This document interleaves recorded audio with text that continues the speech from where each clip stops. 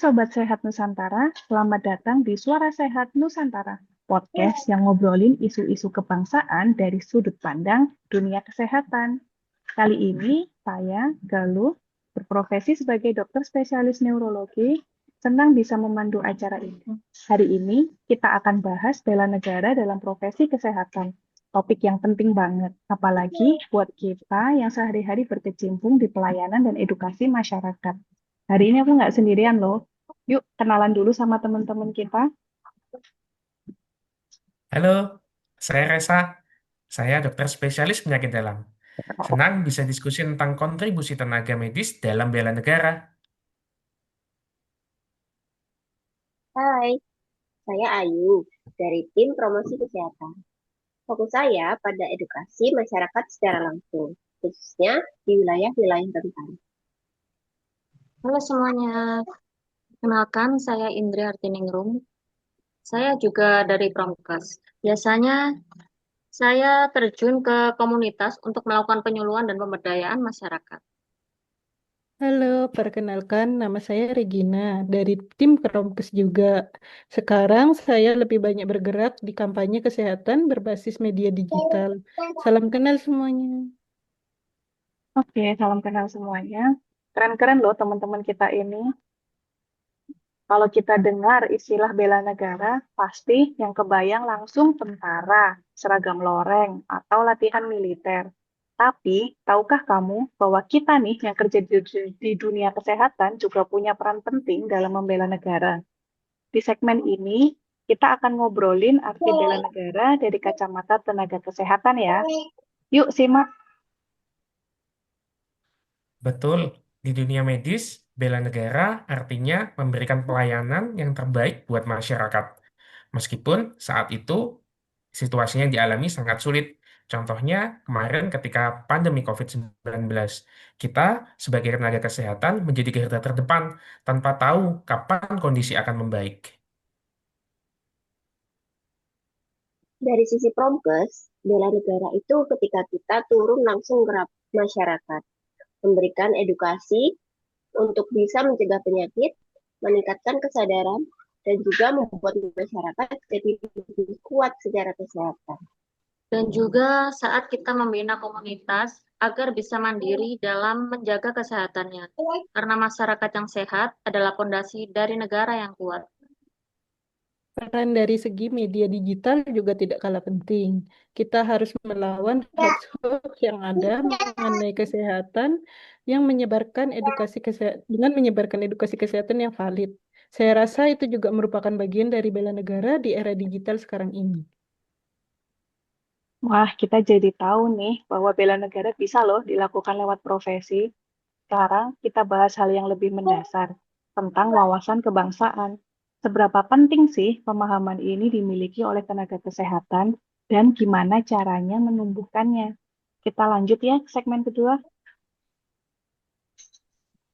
Pemahaman wawasan kebangsaan itu sangat penting.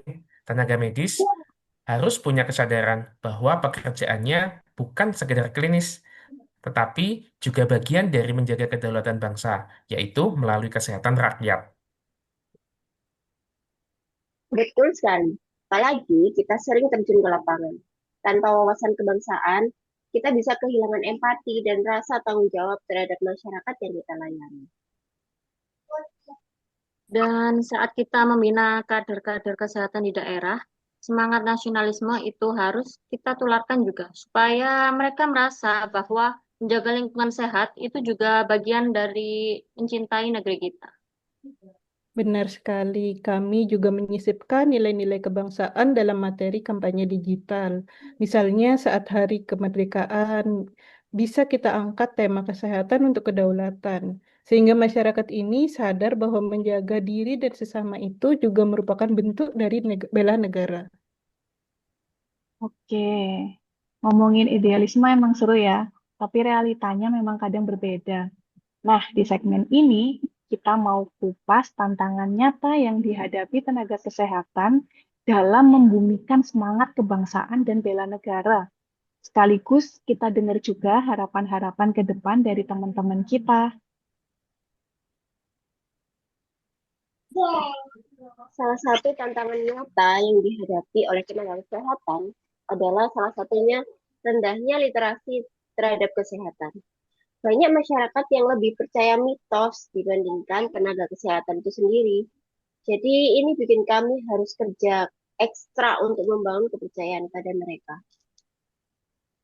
Juga soal keterbatasan sumber daya di lapangan. Kadang kita tuh ingin memberikan lebih, tapi terbentur dengan fasilitas, tenaga, ataupun dukungan kebijakan. Tantangan nyata dalam dunia digital tentu saja seperti informasi salah atau hoax yang menyebar secara cepat. Sementara mungkin edukasi kesehatan yang benar ini sering kalah menarik. Jadi kita harus terus kreatif agar pesan-pesan kesehatan ini bisa diterima secara luas oleh masyarakat. Tapi justru disitulah tantangan bela negara itu terasa. Kita harus terus berjuang, tidak hanya menyembuhkan, tapi juga menguatkan kesadaran kolektif akan pentingnya kesehatan untuk bangsa. Wah, obrolan ini benar-benar penuh insight ya. Sebelum kita pamit, yuk dengar pesan-pesan penutup dari narasumber kita hari ini.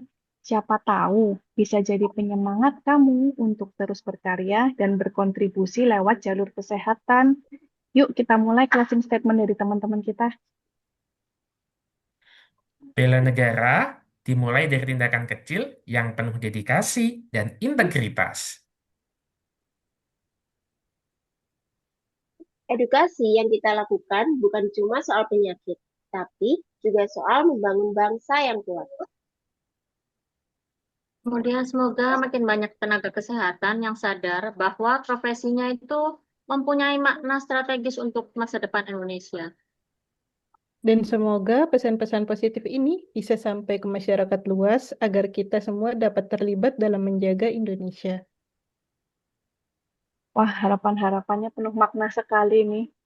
Oke, sampai jumpa di episode selanjutnya. Tetap jaga kesehatan, jaga solidaritas, dan tetap berkontribusi untuk negeri kita tercinta. Salam suara sehat Nusantara. Salam sehat.